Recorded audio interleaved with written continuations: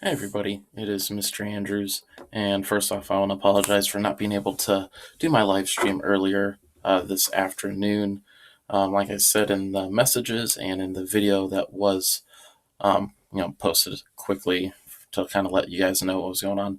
We were having some uh, work done on the house. We were having new roof installed, so we were gonna be interrupted constantly with all the banging, the hammering, and all the construction that was going on.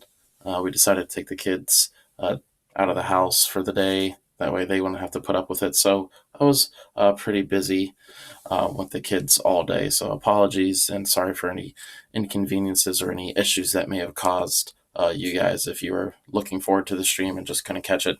But do remember you can always catch a seventh grade stream or the sixth grade stream because again, regardless of what grade you are in, sixth, seventh, and eighth grade, all receive the same Blizzard bag packet, so all doing the same work. So if you missed today's stream, hopefully you can catch one later today, later this week. But what the purpose of this video is going to be is for us to focus on really the next assignment. I'll try to keep it short, under a half hour or so. But just to do a quick recap, and you can see my screen as well. A couple weeks ago we looked at our assignments 1 and 2, really picking up again this idea of checks and balances, a continuation from the last Blizzard bag packet that you guys turned in that I have. I'll get grading on those as soon as I can. And then we went into the kind of role of why government exists, and we saw some really unique perspectives on it between Thomas Hobbes and John Locke during this age known as the Enlightenment. These two philosophers who really dedicated their lives to really trying to ask this fundamental question: is why do we have government, and how should people be ruled, and how does the government get its power? And then in a separate video that was posted earlier this week, I believe, was called Who Rules? Again, that was another video that I did and uploaded to YouTube. Not a live stream, but I think I, again, kept it under a half hour or so. But that one video is strictly for assignment number 4. And today's video, again, is going to focus on assignment number 5. Okay, so it's a Newsela article and quiz on this idea of the social contract that we heard a lot about, going back to those kind of earlier assignments, especially assignment number 3, right? Why government? And the social contract, this like exchange or this agreement that citizens and the government have. So we're going to take a different approach to it for today's video. So again, what I'm going to do is just scroll down to where that assignment starts, and you can see some of the other assignments that hopefully we have completed already. And so I'm going to do the read aloud. Some students like to hear the article read out loud for them. If you have the computer or maybe a tablet or something that allows like the text-to-speech feature like some of us use in school, that's great. That's another tool you can use. Or, if you like, you can have somebody in your household maybe read it for you. But I know sometimes hearing the teachers read it out loud for you guys helps as well. And it's not too long of an article. I promise we're almost there. I'm just almost done scrolling here. And then there's just the 4 multiple choice questions, no short answer or extended response for this Blizzard bag packet. I tried to keep any kind of, intensive or expanded writing to a minimum. But yeah, here you see the who rules. Again, that was done on a separate video. Saw the idea of, these different types of democracies, these different types of autocracies, or a system of government in which one person rules. So again, this idea of government really has many, I guess we'll say, facets or different points to it. It's not just kind of one single idea. There's a lot of different approaches to it. So I think this is unique and something definitely that all students, regardless of grade, really need, and I think and hope that you guys will find it interesting. But looks like we're about to get to our assignment, the Newsela article. So again, what I'll do here is just read it out loud and then kind of review the questions and maybe give some helpful hints or pointers or things to look at for the questions. Not necessarily going to answer the questions for you guys, but again, we'll do what we can to kind of help you out. So we finally arrived at the article, and this is assignment number 5 again. If you're going back to that second page in the Blizzard bag, you get the letter and then the overview. So we have this Newsela article, the social contract and popular sovereignty. Okay? And think back to the social contract, where we first heard in assignment 3. And under 1,000 words, under 800, about 750, so it's not that long. Okay? And in the picture here, we got a little clip of the United States Constitution, and as I'm reading the caption here, it starts with "We the People," which embodies really this idea of a social contract, again, that agreement or that understanding that citizens and their government have. So it says, embodies the idea of the social contract and popular sovereignty. Okay. So we'll go ahead and get started with the article here. So the term social contract refers to the idea that the government exists only to serve the will of the people. A country's people are the source of all political power. They can choose to give the power to the government or hold it back. The social contract is one of the foundations of the American political system. Popular sovereignty is the idea that a government's power comes from the people. This idea stems from the belief that a government should work for the benefit of its citizens. If the government is not protecting the people, it should be dissolved. The theory evolved from the writings of various philosophers, and we, again, examined a couple of those philosophers in an earlier assignment. John Locke, Thomas Hobbes, and we'll be introduced to a couple more here in this article. So that was a nice little introduction to kind of just set the stage, kind of define what these two kind of ideas are. This social contract, again, this idea, this principle that government sole purpose is really to serve the people. Again, especially, the will of the people. And this idea of popular sovereignty, again, popular not meaning like, hey, that dude or that chick is so popular, but meaning the people, the populace, the population of a country. It really comes from the people, a government's power does, okay? If that population is willing to give a government its power. Okay? So looking at the next section here, origin on the term social contract. And if you look a little bit, this picture should look familiar. Again, it was in our assignment number 3. So this is the cover of Leviathan, Thomas Hobbes' book that, again, we examined a little bit earlier. So origin on the term social contract. The term social contract has been around since ancient Greece. In 1651, English philosopher Thomas Hobbes expanded on the idea in his book Leviathan. Hobbes wrote that in early human history there was no government. Instead, the strongest people took control and used their power over others. Hobbes described life before government as nasty, brutish, and short. Hobbes' idea was that the people agreed together to create a government, giving it only enough power to protect them. However, Hobbes believed that once power was given to the government, the people gave up any right to that power. In effect, that was the price of their protection. Hobbes thought the best form of government was a monarchy, a government ruled by a king. And you can kind of see that depicted here in this picture in the cover of Leviathan. Again, you can tell that this person is a king with a crown, scepter, and a sword. And if you look closely, or maybe if you're able to just do a quick Google search and search Leviathan cover or Thomas Hobbes Leviathan, you can kind of see that this person, this king, is ruling over this land. Okay, you can make out little hills, little houses, and maybe a church here in the foreground.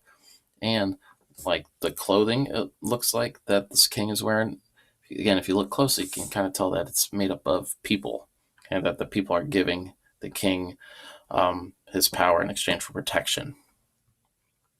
All right, last section here. Again, told you it's a pretty short article. Sorry, second to last. And maybe not. I'm sorry. When I was scrolling, I think it jumped a page. Still not that long of an article, so my bad if I got your hopes up a little bit. Okay, so Rousseau and Locke.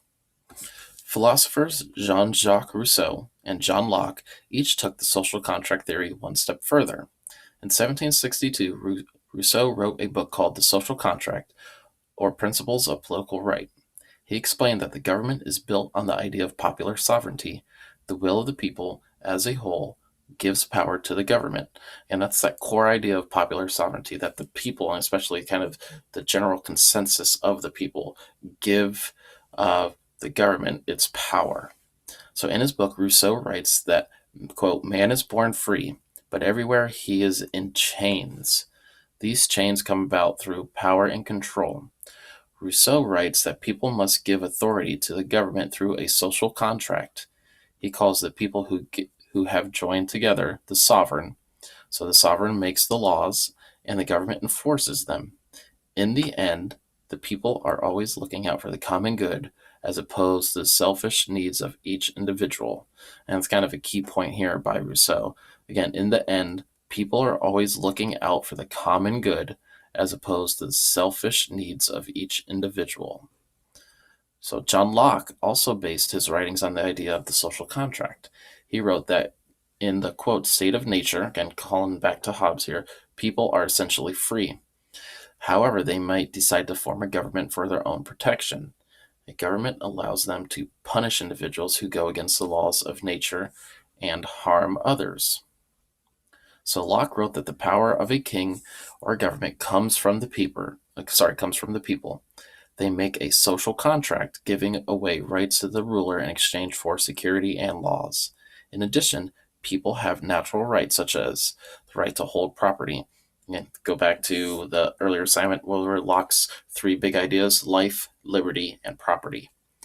So the government cannot take these rights away without their consent. Again, these are natural rights according to Locke. These are things that people are inherently born with. It's not something that is given to you. It is something that you are born with, and nobody can take that away from you.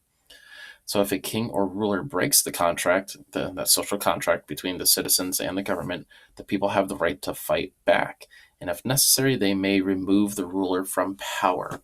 So again, this time period where you have people like John Locke, Jean-Jacques Rousseau coming up with these really kind of bold and groundbreaking ideas for the time, much of what we know as like Western civilization and what we kind of see in a lot of our history books in Western Europe especially is still kind of ruled in this kind of feudal mentality where you have kings, but sometimes queens, and it's very kind of isolated instances, but predominantly kings, and often very cruel and powerful and mean kings, being mad or kind of drunk with power almost, because according to their mindset of this time is that they should not be questioned. Kind of the people did not give the king his power. The king just has power because his father had power, because his father had power, and so on and so forth. They got their power from God. It was this idea of divine right that God has given this family the right to rule over everybody else, and they thought themselves better than everybody else. And for these individuals to really start to question that, says no, the king doesn't necessarily get to, have all the power. It's the people who give the government power. So maybe there should be a different form of government. And these ideas really did influence America's founding fathers, and that's the next section we'll get into here. So, impact on the founding fathers. The idea of the social contract had a huge influence on America's founding fathers. The U.S. Constitution itself, again, Constitution, the really rule book for how our country works in the terms of government, what can government do and what government cannot do. It's all laid out in the Constitution. So it places the idea of popular sovereignty at the very beginning of this important document. So from this idea follows that a government established by the free choice of the people is required to serve the people. And in the end, the people have the power to keep or to get rid of that government. Again, starts with we the people. That's part of the preamble of the Constitution, the little introduction.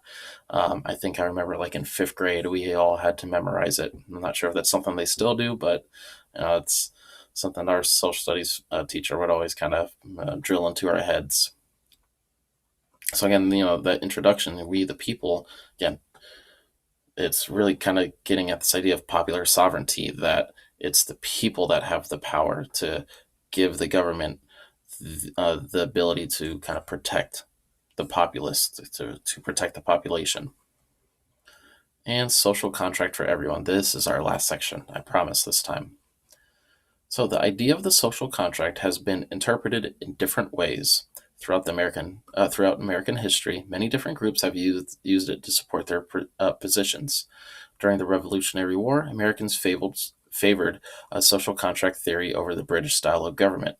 They looked to the social contract as support for their revolution. During the Civil War, a social contract theory was used by both sides. Slaveholders used it to support states' rights and secession from the Union. Okay, I'm predominantly talking about the South here, slaveholding states. Again, this idea of secession.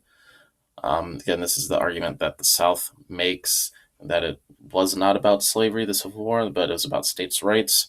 Um, Again, I do not hold with that at all. It is definitely about slavery, and this about the states that want to keep this institution of slavery going against the states that don't. But again, that's a topic for another time.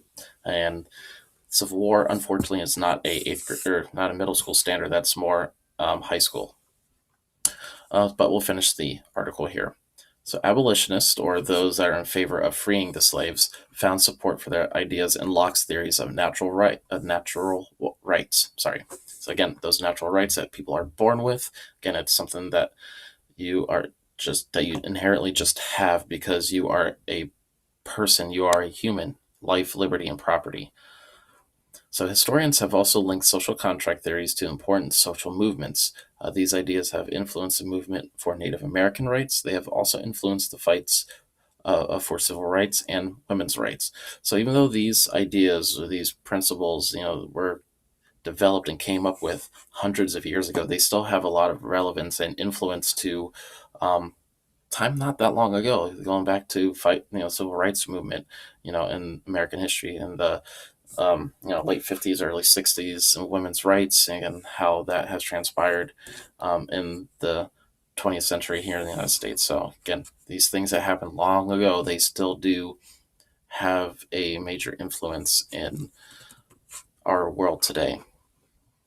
Okay, so that's the article again. And like I mentioned before we got started here, just 4 multiple choice questions.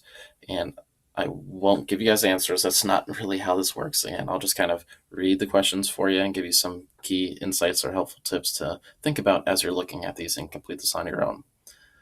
So question 1 is asking us to read the section Rousseau and Locke. Again, it's directly telling us where to look. So that might want to be what you do is go back to that section after reading the question.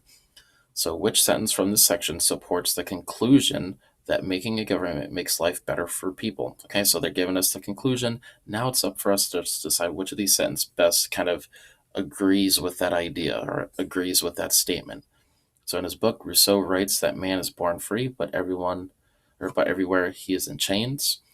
Rousseau writes that people must give authority to the government through a social contract. So in the end, the people are always looking out for the common good as opposed to the selfish needs of each individual. Or D, they make a social contract giving away the rights of the ruler in exchange for security and laws. Again, we're looking for the one from this specific section. So again, I would definitely go there. So again, go to Rousseau and Locke. So which sentence from the section supports the conclusion or the ending, really, that making government makes life better for the people? Again, it's not better for just a single person, but for the people as a whole. So try to keep that in mind. Okay, number 2 here. Read the following paragraph from the section Social Contract for Everyone. Okay, again, it's given us the exact part that we need to refer to, and then we're going to get some possible answers here. So the idea of the social contract has been interpreted in different ways. Throughout American history, many different groups have used it to support their positions. During the Revolutionary War, Americans favored social contract theory over the British style of government. They looked to the social contract as support for their revolution. During the Civil War, social contract theory was used by both sides. Slaveholders used it to support states' rights and secession from the Union, meaning to break away, to leave the United States. And again, abolitionists found support for their ideas in Locke's theories of natural rights. Okay, so that's a paragraph. So which of the following is an accurate explanation of what this paragraph means? So again, if we had to summarize this paragraph, really, which one of these options gives us an accurate explanation of what this is really getting at? Social contract theory was an important explanation of why the United States should be free from Britain. Americans on both sides of the debate about slavery argued that the social contract theory made their position correct. Both the Union and Confederacy cited the social contract during the Civil War, or the social contract has been used by many groups in the United States to support their views. So, again, maybe think about, is this paragraph really just looking at one specific instance in American history? Is it looking at just two, or is it looking at multiple instances throughout American history? And that might give you some clarification there. All right, last two. Number three. So, what is the relationship between rights and protection in the social contract? The people have the right to be protected from their leaders. People give up some rights in exchange for protection. Rulers protect the rights of the people from the government. Or D, rulers give people the rights in exchange for their protection.